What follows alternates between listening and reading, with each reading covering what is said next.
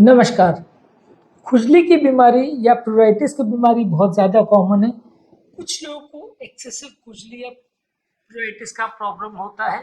आज हम बात करेंगे इसके कारणों के बारे में। ऑब्वियसली किसी भी बीमारी के लिए ज़रूरी है कि बीमारी के कारणों को समझे। यदि हम बीमारी के कारणों को समझ सकें और उनमें से कौन सा कारण हमारे केस में परेशान कर रहा है वो समझ सके तो बीमारी का निवारण या ट्रीटमेंट करना ज़्यादा इजी हो जाता है। बीमारी के कारण से ही उसके निवारण का रास्ता निकलता है, ये काफ़ी लोग कहते हैं। तो आज हम डिस्कस करेंगे खुजली यानी प्यूराइटिस की बीमारी के कारणों के बारे में। टॉपिक पर जाने से पहले जो लोग हमारे चैनल पर नए हैं उन्हें रिक्वेस्ट करूँगा कि चैनल को सब्सक्राइब करें, वीडियोज़ को ज़्यादा से ज़्यादा लाइक और शेयर करें ताकि सबकी मदद हो सके। खुजली की बीमारी यानी प्यूराइटिस का एक कॉमन कारण है ड्राई स्किन। अगर आपकी स्किन ड्राई है या आप ड्राई एरियाज में रह रहे हो या जहाँ पे बहुत गर्मी है, बहुत ज़्यादा ह्यूमिडिटी है, तो वहाँ पे आपको खुजली ज़्यादा होगी। गर्म एनवायरनमेंट में अगर आप रह रहे हो तो खुजली का प्रॉब्लम ज़्यादा होगा। ह्यूमिडिटी यानी उमस ज़्यादा है, वैसे सीजन्स में भी आपको ज़्यादा खुजली होगी और वैसे एरियाज़ में भी आपको ज़्यादा खुजली होगी।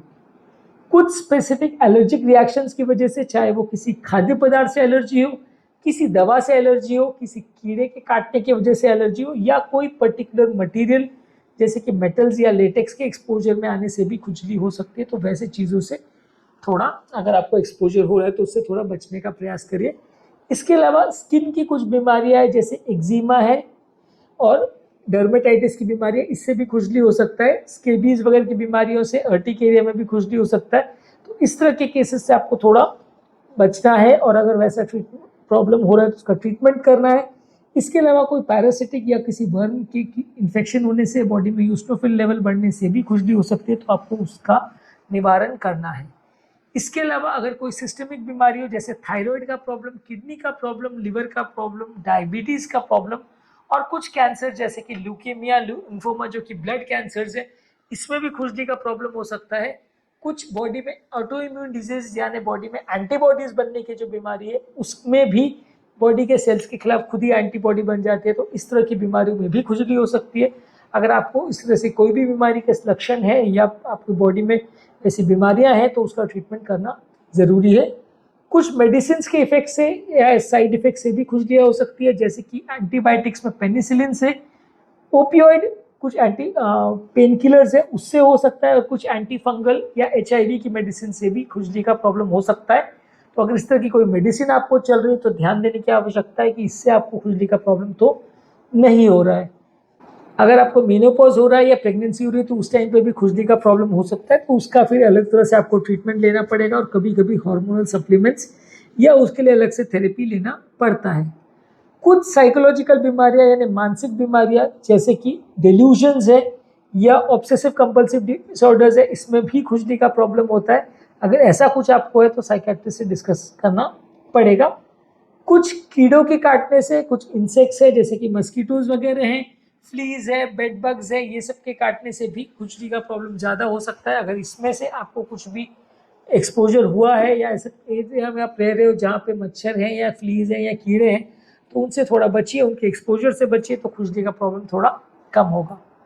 कुछ एनवायरमेंटल फैक्टर्स है, इनकी वजह से भी खुजली ज़्यादा हो सकती है, जैसे कि कोई पर्टिकुलर फ्रेग्रेंस है उस एरिया में या कोई पर्टिकुलर केमिकल्स का आपको एक्सपोजर हो रहा है, कोई पर्टिकुलर सोप का आपको एक्सपोजर हो रहा है, कोई पर्टिकुलर एलर्जन का आपको एक्सपोजर हो रहा है, और जैसे कि मैंने कहा गर्म और बहुत ज़्यादा ह्यूमिड एनवायरनमेंट में भी आपको खुजली का प्रॉब्लम हो सकता है, तो इनसे थोड़ा बचें।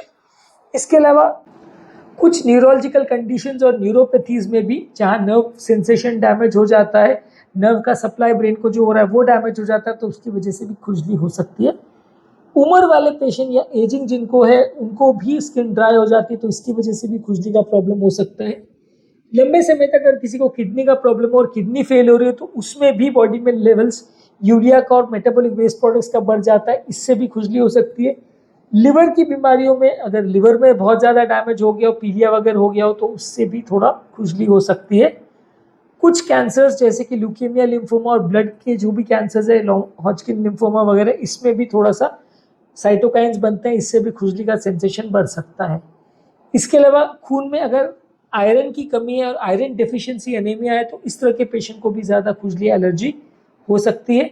कुछ ऑटो इम्यून बीमारियां जैसे कि जोग्रेन सिंड्रोम है, प्राइमरी बिलियरी कोलेंजाइटिस है, इस तरह की बीमारियों में भी खुजली का प्रॉब्लम हो सकता है। कुछ नर्व की बीमारियां जैसे मल्टीपल स्क्लेरोसिस है, कुछ न्यूरोपैथीज है, इस तरह की बीमारियों में भी खुजली हो सकता है। कुछ अब्यूज करने वाली मेडिसिन है जैसे कि ओपियोइड्स है या नशे की चीजें, इस तरह से भी स्किन इरिटेट हो सकती है और इससे खुजली का प्रॉब्लम हो सकता है। इसके अलावा कुछ एलर्जिक या इन्फ्लेमेटरी डिसऑर्डर्स है जैसे कि लाइकन प्लेनस, बुलस पेम्फाइगॉइड और डर्मेटोमायोसाइटिस, इस तरह की बीमारियों में भी खुजली का प्रॉब्लम ज़्यादा हो सकता है। तो अगर आपको इनमें से कोई भी प्रॉब्लम अगर मिल रही है तो इसका इलाज अलग से करना ज़रूरी है। टॉपिक का समरी ये है कि बहुत सारी प्रॉब्लम्स से आपको खुजली हो सकती है। अगर स्किन ड्राई हो, कोई पर्टिकुलर सब्सटेंस का एलर्जी हो, कोई स्किन की बीमारी हो, कोई सिस्टमिक बीमारी जैसे लिवर, किडनी, थायराइड का हो या एलर्जिक की बीमारी हो, कोई पर्टिकुलर मेडिसिन के प्रॉब्लम से भी हो सकता है जैसे कि पेनिसिलिन है, ओपियोइड्स है, कुछ हार्मोनल चेंजेस की वजह से, कुछ साइकोलॉजिकल प्रॉब्लम्स की वजह से, कुछ एनवायरमेंटल फैक्टर्स या मौसम के चेंजेस की वजह से, बॉडी के हार्मोनल इम्बैलेंसेस की वजह से हो सकता है। किडनी लिवर का प्रॉब्लम हो, खून की कमी हो, आयरन डेफिशिएंसी एनीमिया तो हो सकता है, नर्व की बीमारी हो तो उससे रिलेटेड हो सकता है, कुछ स्पेसिफिक ब्लड रिलेटेड कैंसर्स में ऐसा हो सकता है, और कुछ इन्फ्लेमेटरी कंडीशंस में भी आपको खुजली का प्रॉब्लम हो सकता है। अगर इनमें से जो भी प्रॉब्लम आपको मिलती है तो तुरंत डॉक्टर को संपर्क करें, उसका इलाज करें तो खुजली का प्रॉब्लम अपने आप ठीक हो जाएगा। टॉपिक एंड करने से पहले जो लोग हमारे चैनल पर नए हैं उन्हें रिक्वेस्ट करूँगी चैनल को सब्सक्राइब करें